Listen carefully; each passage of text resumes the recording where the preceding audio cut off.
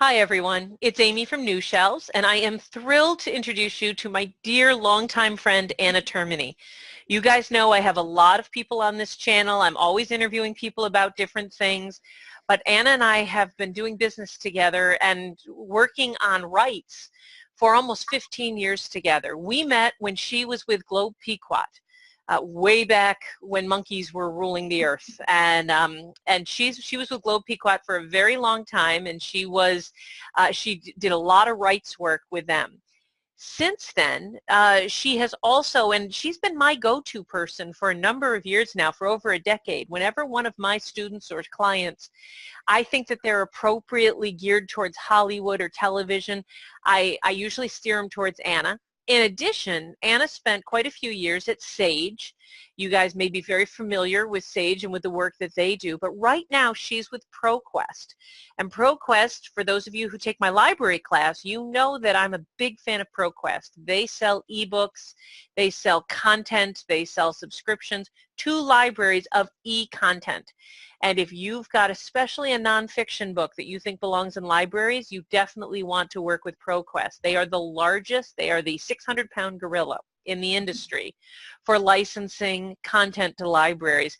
And I think you told me, is it something like 15,000 libraries? Well, a little over 11,000. Okay. All around the world. Wow, unbelievable. So Anna, thank you for joining me.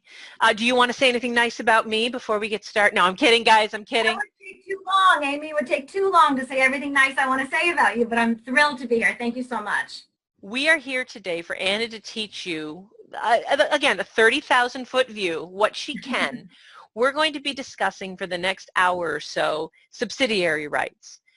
But before, and I've got several questions to ask Anna, and when we're done, I'm going to give you an email address here at New Shelves, specifically an email that will go to Anna directly.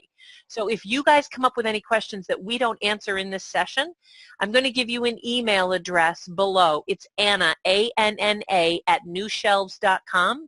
And you just send your questions to Anna at newshelves.com, and we'll get your questions right to her so you can answer, she can get you your answers.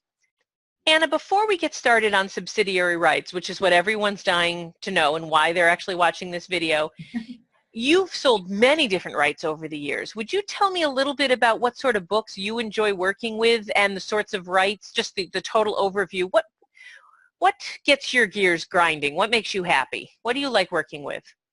Well, first of all, I love to work with authors. I love authors that really love books. I mean, we're in this because of books. And I think anyone that can write a book, I'm always impressed with, because anyone that can actually put pen to paper and make it work, that's a very phenomenal feat. So I love all books.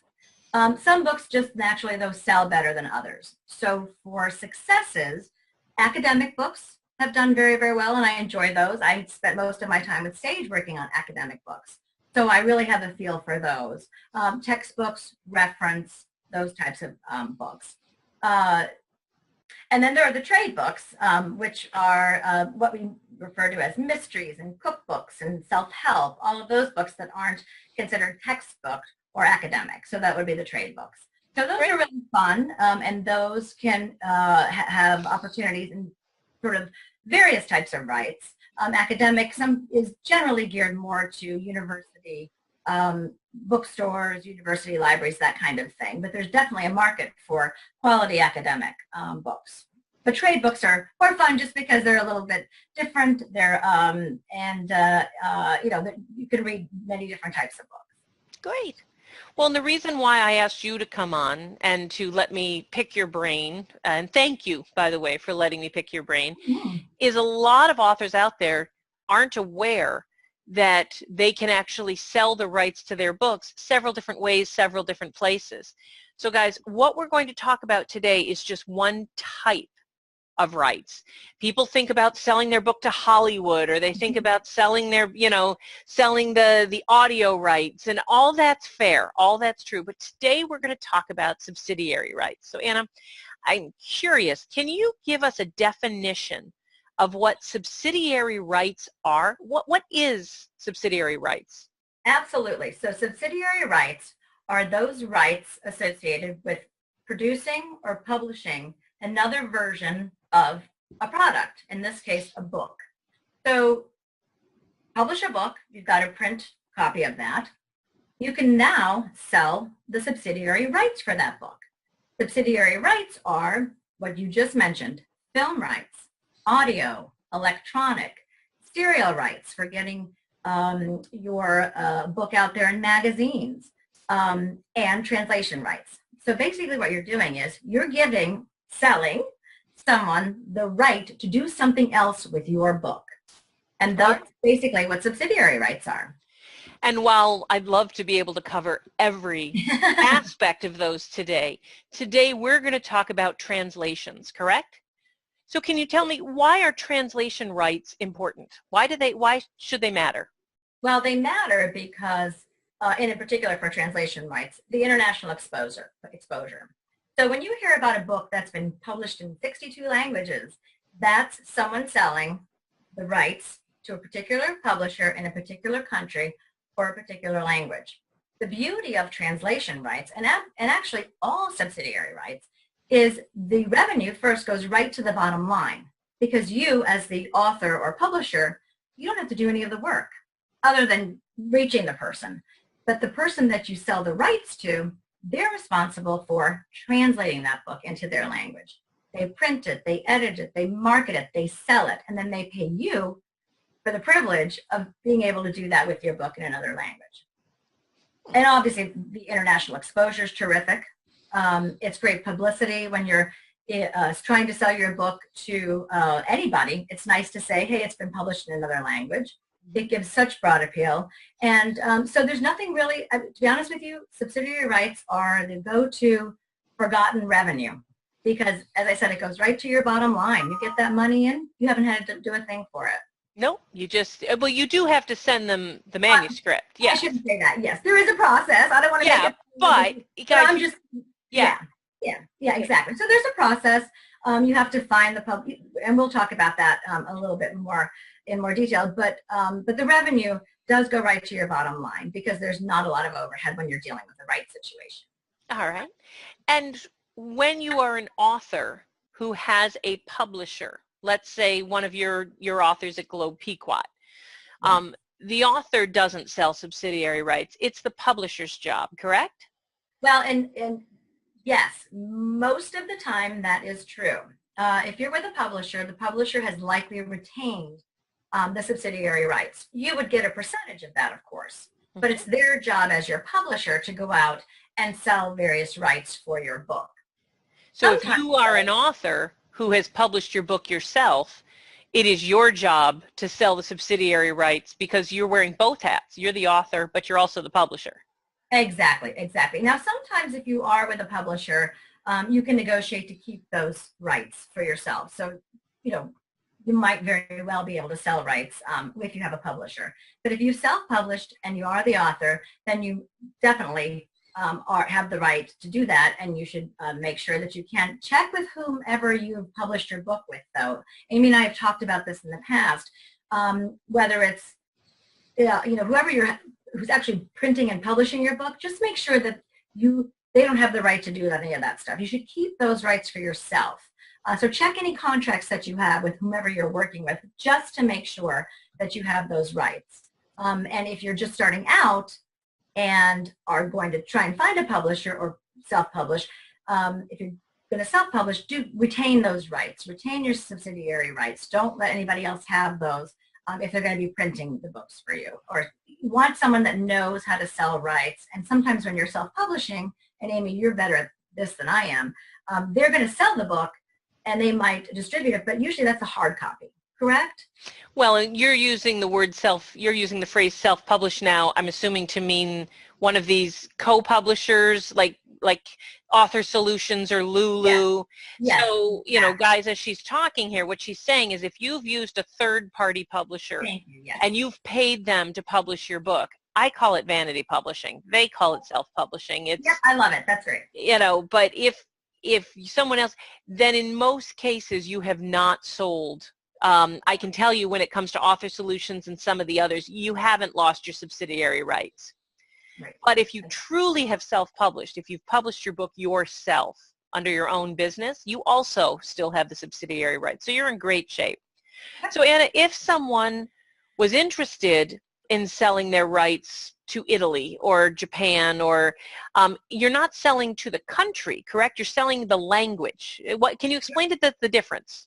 Well, and so yes, you're selling your book to a language, but 9.5 times out of 10, it's going to be a publisher located in that country. Correct. So basically, you need to find a publisher or a sub-agent in a particular country that will want to take your book because they find it appropriate for their culture, their market, their wherever they're going to sell it. And then they might want to translate it. So step one is to find the publisher or sub-agent, and then they'll have to take a look at it. They'll review it. That can take about 3 months, but then they'll get back to you and say, hey, you know what? This looks like it might be interesting to us. And then they would say, we'd like to, buy the translation rights for this book. And then there would be conversations about fees and monies and all that good stuff, and agreements would be made.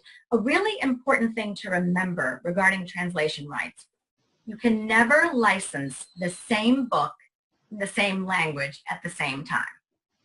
So if you sell your rights to an Italian publisher, whatever the term of that agreement is, you can't sell it again in Italian until that agreement is over with. Correct. Yes. Yep. So that's something just to keep in the back of your mind. So you are selling the language and you're selling the rights to a publisher in a particular country, but what you're selling is the translation rights in that language. Correct. And right. I'm just curious, when somebody comes to you, let's say you're sitting on the train and they ask what you do for a living. If you're anything like me, you lie and tell them you're in insurance. But if you tell them that you're an agent and that you work in rights, and so I'm curious, what sort of criteria should authors, especially authors who have published or who still have the subsidiary rights, what sort of criteria should they be looking at to find out if their book is even appropriate for foreign language rights? Well, and that's a really good question. And I always think to myself, you might as well go for it. I mean, if someone isn't interested in your book, they'll just tell you they're not interested. So I think you can always send it to as many people as you want to. But there are some basic criteria. So for instance, fiction for overseas, not to say that a fiction book wouldn't get picked up for translation, but they really want it to be a well-known author. If it's a bestseller in the United States, it's more likely to get attention overseas. Not if it's but if it's a really good book, the bottom line, everybody, is a good book is a good book, well written, good content. And so whether it's a bestseller or not, it may very well, be of interest to a foreign publisher. There are foreign publishers that do fiction. But in the scheme of things, the topics that tend to do better are the more trade topics. So business, self-help, entrepreneur books, young adult, and children's do very well. So it's those psychology books. Children's books, do you mean like picture books? I mean, no, not picture books as much, because that's really, there's not that much. But kids books, I would say early readers. Mm-hmm. K through 12 education books do really, really well also. But again, when you're talking about a K through 12 education book, in the U.S., our school system is different than school systems in another country. So there might be a book on teacher leadership or professional development. That might do very well. But a curriculum book may not do as well because we teach our classes differently. So, any book is a possibility, but sometimes, it definitely is up to the publisher. Remember, these are publishers like any publisher we have here in the U.S. It's a Simon & Schuster, but they're in France. It's a basic publisher. Some publish all types of books if they're a big house like a Simon & Schuster. I've worked with publishers that in Turkey that only do psychology books. That's all they want to see. That's all they publish. So there are hundreds and hundreds and hundreds of publishers around the world. So it's finding the right one that will like your book, but you can send it out to many people at the same time. So sometimes it can be a cultural reason why someone takes or does not take your book. For example, in China, something that we might consider very benign in a book or a title, or if there's a chapter on something that we feel is no big deal, in their culture it might be deemed inappropriate or offensive. So they may still take the book, but they would maybe cut out that chapter and not print it in their version. So there are lots of different factors that go into a book that might be appropriate for a particular publisher. Bottom line, I say, is throw it all out there. If nothing else, send a catalog. If they find something of interest, they'll let you know, and you can take it from there. Now, in anticipation of me talking to you, I started Googling, because you know, the Google world. There are so many more foreign language publishers than there are English language publishers. I mean, guys, there's a ton of them out there. And so if, for those of you who are, you know, crying because we didn't get any attention here in the States or English language, Anna, tell me, what are some of the ways that people might be able to find some of these foreign language publishers? Yeah. Well, and you're absolutely right. So Googling is always great. It's always fun to do that. But so there, in the publishing world, we have trade shows. We have the Book Expo, which is our big U.S. Book fair. And there are several in Europe and overseas that are key for these types of things. These are rights fairs. This is where people go to sell and buy rights. One is London Book Fair, which is in April. We've got Bologna, which is in March, and Bologna is a children's book fair. The biggie, the all-time best show to go to, is the Frankfurt Book Fair. That's in October. And to be honest with you, those are the places to find the publishers. Now, of course, we can't all rush off to these countries and go to these book fairs. But the beautiful thing is they list their exhibitor directories online. So any publisher or agent that is exhibiting at the fairs will be listed there. And you can usually search by country. So let's say you say, you know what, I want to see if I can sell my book to somebody in Italy.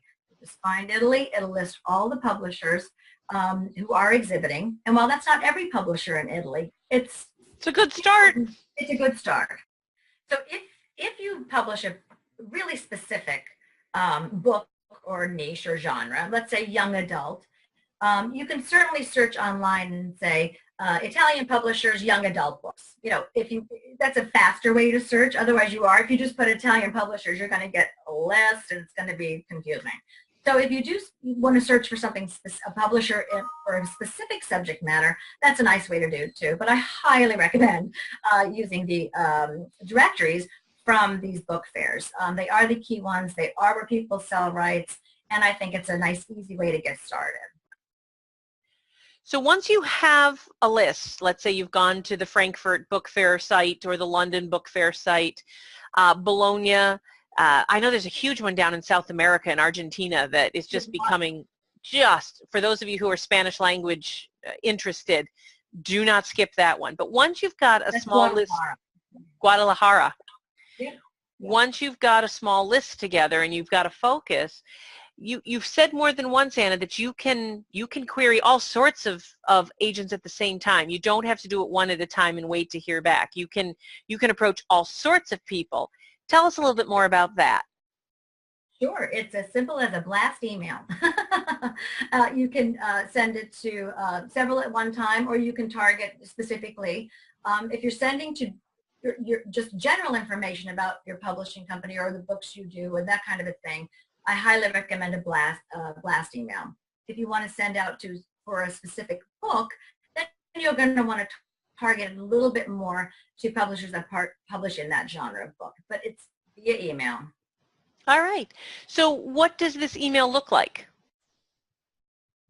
Well, if you want to send an email, I think first as an introduction. If you have a lot of books and you have a catalog, that's what I would send first. You're going to want to put in your subject line simply translation rights available. That catches their eye. They now know that you've got books that have translation rights. That's what a publisher's looking for, is English books with the translation rights. Within the body of the email, so you're going to want to attach your catalog. In the body of the email, you want to talk a little bit about the company, whether you're a publisher or if you're just an author with just a couple of books. Talk a little bit about the type types of books that you publish.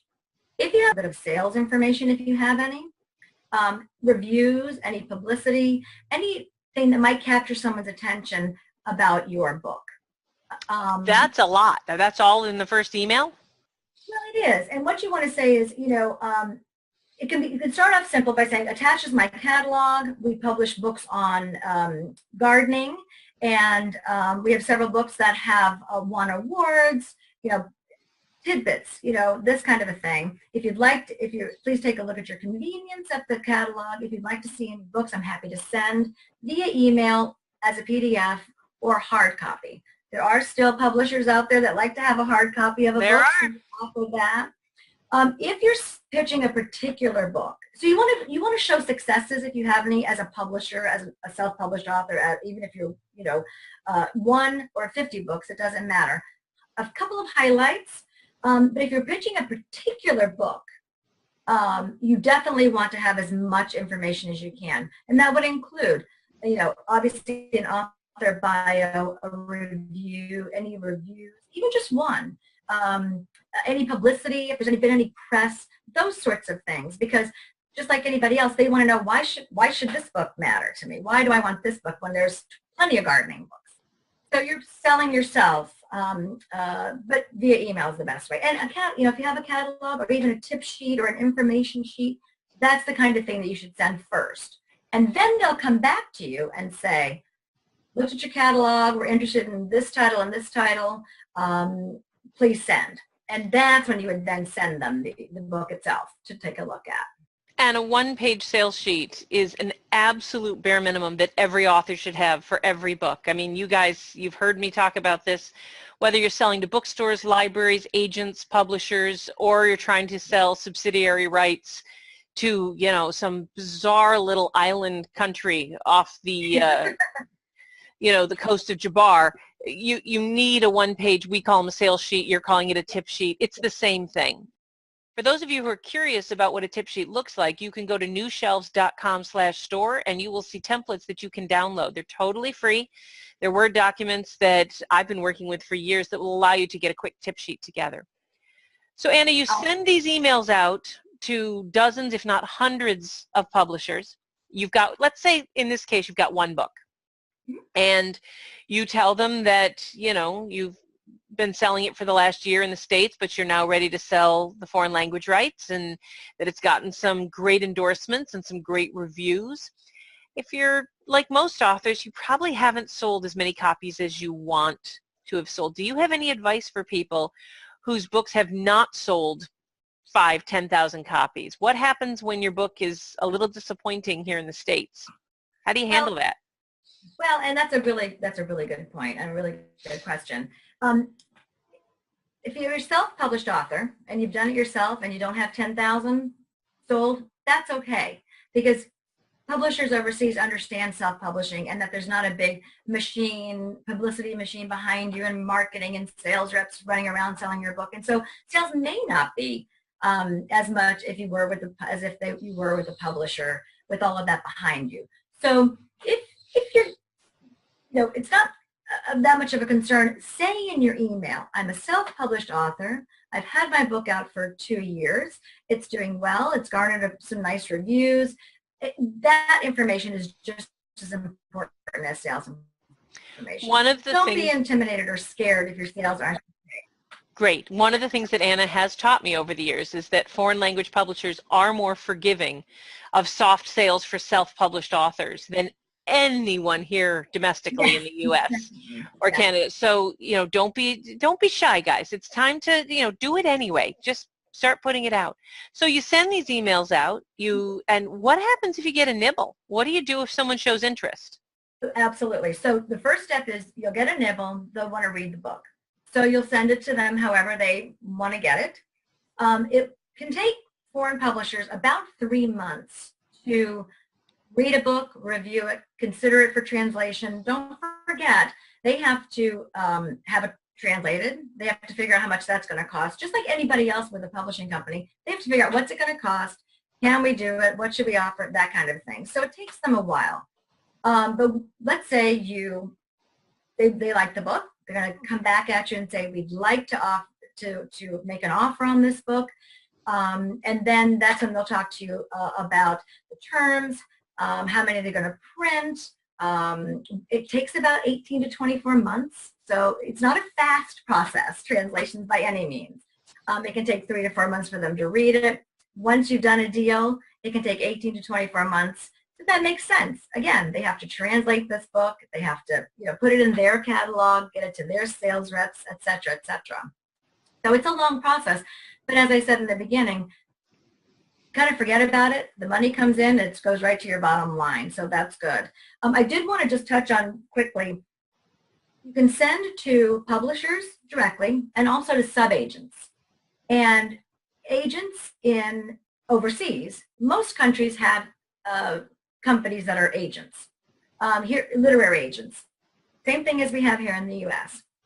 The beauty of sending and finding a literary agent or sub-agent in another country is they likely represent several publishers. So let's say Korea, for instance. I work with some terrific Korean agents, and they do love self-published books. They have no issues with that, and they like to just read a book for its content and its wordiness that way, not so much with sales. But I'll send the agent information about a particular book, and then they'll send it to their 50 publishers that they represent. So I don't have to send it to the 50 publishers. So there are times when working with an agent can also be a benefit too. But on those directories, you will find the agents as well. They'll list themselves. It'll say agency, and then you'll know that it's the equivalent of what we call literary agency here. Same thing over there. They just call them sub-agents. Yes. Or agencies. All right. Yeah. So you've given us some wonderful links, which I have put, you guys, they've been popping up as Anna's been talking. You've got the London link, you've got the Frankfurt link. They've been popping up. We also have them below here on this. If you're watching on the YouTube channel, we do have them linked below. But you mentioned that wonderful word, money. You said, guys, it may take 2 years, but it's extra money. Don't worry about it. What sort of money are we talking about? How much can they expect? Well, and that's a touchy subject because it's different every case. But I'll give you just a little bit of the basics of how it works with a translation. So if the publisher comes to you and says, we'd like to do a deal, we'd like to publish this book. If they're going to publish more than 500 copies, which they most likely will, they're going to want to offer you an advance and then a royalty once they've published the book and the book starts selling. Of course, the advance that you get will have to earn out, which means before you start getting royalties, you'll have to sell. If they give you $1,000 as an advance, they'll have to sell $1,000 worth of your book before you'll get a royalty coming in later on. The advance is usually based on their print run, the retail price that they're going to sell it at, and then a percentage. Now, the percentage, a royalty percentage, and that varies from 5 to 10%. Again, it has to do with how many they're going to print and what they're going to sell it for, but also it has to do with what language, because some countries have more money than others. Japanese publishers have more money than, let's say, the Macedonian publishers do. Vietnam's a small country. Their advances are much less than, say, the French. So there are so many factors that go into this. Mm-hmm. But as I said, you'll get the advance, and then once they've published the book and printed it and sold it, then you'll start to see, usually on a quarterly basis, they'll send royalty checks to you. So 3-4 years down the road, you can still be making money off a book that you sold the rights for years prior. Mm-hmm.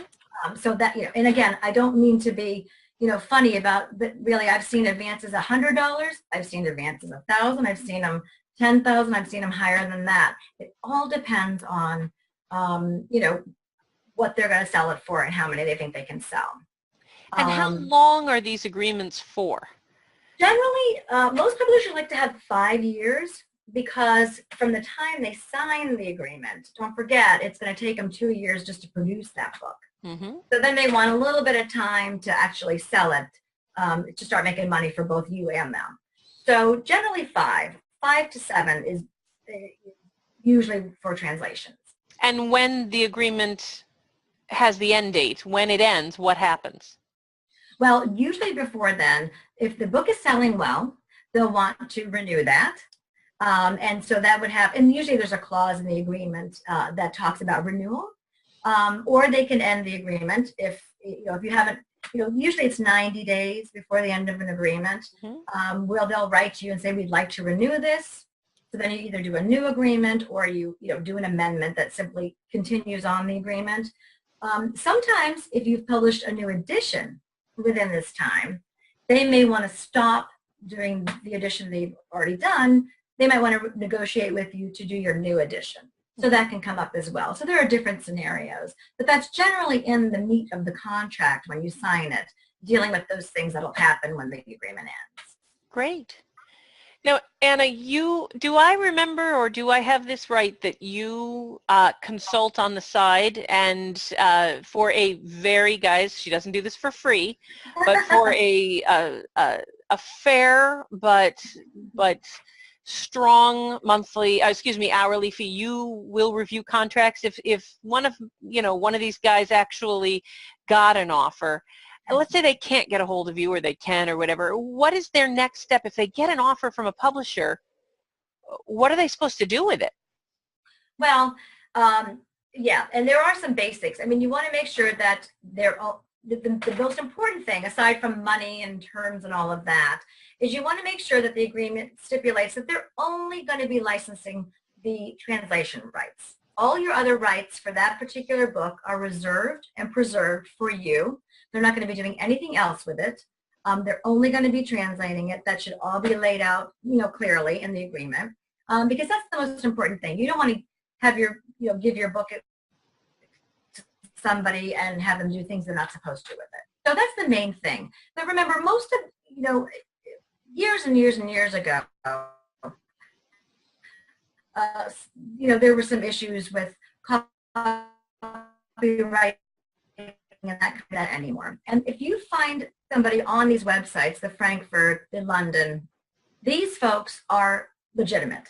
They're legitimate publishers, and that's something to really remember. A legitimate publisher has done this. They've done thousands and thousands of these deals. They're going to send you an offer. They'll send you the contract. If anything looks funny, you can certainly negotiate with them. But there are some standard clauses, standard agreements. And most of these publishers and agents, they're all working with the same one. You'd find.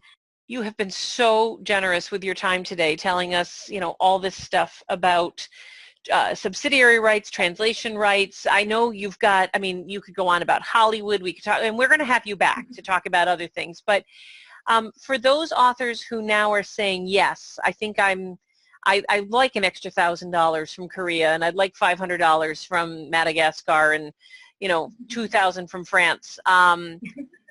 For those who are ready to do this, do you have just any kind of parting words of advice, anything that you can give them that might help? I would say the most important thing to remember is you have to be patient. As I mentioned, this is not a fast process, but I also say go for it. As I said, send information, send it to these people. The more the merrier as far as sending information out. Someone will likely bite. If they don't feel discouraged. Think about how many books there are out there in the world. So the fact that you've published yourself or that you've been published, kudos and congrats. That's fantastic. Being able to sell a right on top of that, that would be awesome. But remember, there's a lot of books out there. So patience.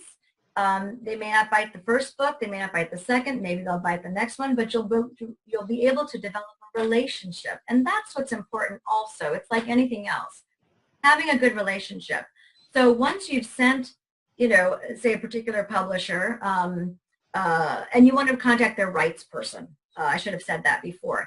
The rights person, and you can find that on their website. Generally, if you go to a publisher's website, it'll say contacts. You go to the rights person, that's the email you want. But you'll develop a relationship. And so you'll send them every time you do publish a new book, or if you have a forthcoming book, or you have something you want to share.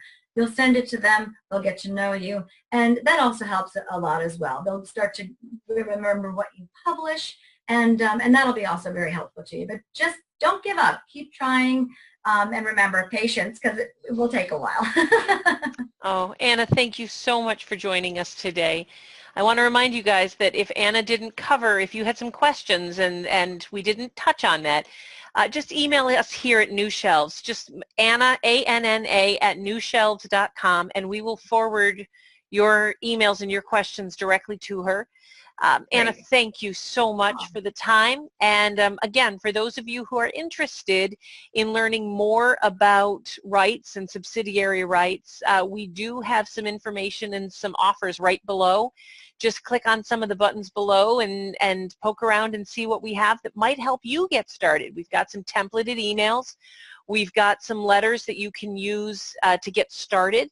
We do have a couple of websites, places where you can go to start your own databases, and we do have a complete transcript of all of Anna's wisdom and brilliance, and it's edited down in such a way so that if you want to be able to read this, it's all available right there on our site. So Anna, thank you, and I hope you have a wonderful day. Good luck in London and Frankfurt, and Thank you. we will talk soon. This was very fun. Thank you so much.